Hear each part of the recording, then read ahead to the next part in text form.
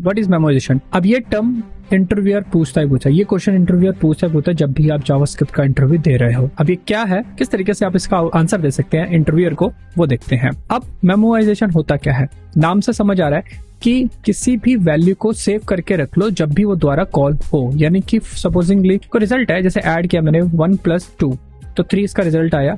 अब जब भी कोई 1+2 द्वारा कॉल करेगा तो मैं इसको कंपटीशन नहीं करूंगा, यानी से प्लस नहीं करूंगा, इसका सीधा रिजल्ट दे दूंगा क्योंकि मैंने वो स्टोर करके रखा है। तो इसे बोलते हैं मेमोराइजेशन। अब यहाँ पर मैं फैक्टोरियल का मेमोराइजेशन करूंगा, ठीक है। जैसे 5 का 120 फैक्टोरियल होता है, तो वो फंक्शन एक बार कॉल होगा फर्स्ट टाइम, उसके बाद दोबारा कॉल नहीं होगा, उसका रिजल्ट ऑलरेडी सेव होगा और उसके रिजल्ट को हम एज अ फैक्टोरियल रिजल्ट भेज देंगे कि उसको जो कंपटीशन में परफॉर्मेंस लग रही है वो इम्प्रोवाइज हो सके, यानी बार बार कंपटीशन ना हो, सीधा डायरेक्टली रिजल्ट मिल जाए क्योंकि वो सेव है। तो ये मेमोराइजेशन है। अब यहाँ पे देखो मैंने यहाँ पर एक मेमोराइज नाम का फंक्शन बनाया और इसके अंदर फंक्शन आर्ग्यूमेंट भेजा। अब यहाँ पे मैं फैक्टोरियल का काम करूंगा, ठीक है, जो फैक्टोरियल भेजा इसके अंदर कैशे बना रखा है और रिटर्न में मैं आपका फंक्शन भेज रहा हूँ। अब इस फंक्शन में कैशे में जो है ऊपर उस पे वो फैक्टोरियल की जो वैल्यू है, ठीक है, जो एन वैल्यू जो भी होगी, क्या वो एग्जिस्ट करती है? अगर करती है तो वही रिजल्ट भेजो, अदरवाइज वो पूरा फंक्शन यानी कि जो आर्ग्यूमेंट आया है यानी फैक्टोरियल वो कॉल हो, ऐसा यहाँ पे फैक्टोरियल कॉल हुआ, इसमें वैल्यू एन जो भेजी जा रही है वो पूरा रिजल्ट निकाल कर सेव वो कैशे में एंड देन रिजल्ट भेजे। और यहाँ पे कंसोल कर रखा है कि फर्स्ट टाइम ये कॉल होगा और अगर वो ऑलरेडी कैशे में एग्जिस्ट है तो ये वाला आपका कोड एग्जीक्यूट होगा। और यहाँ पर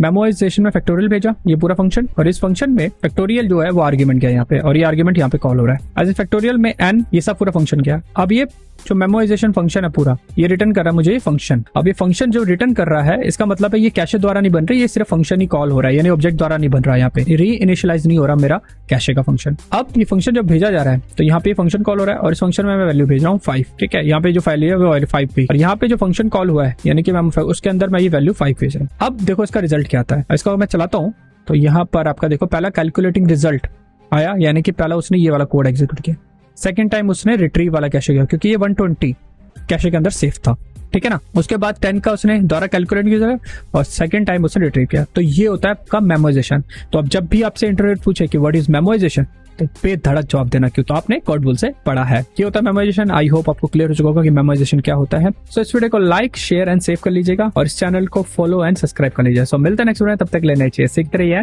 बढ़ते रहिए।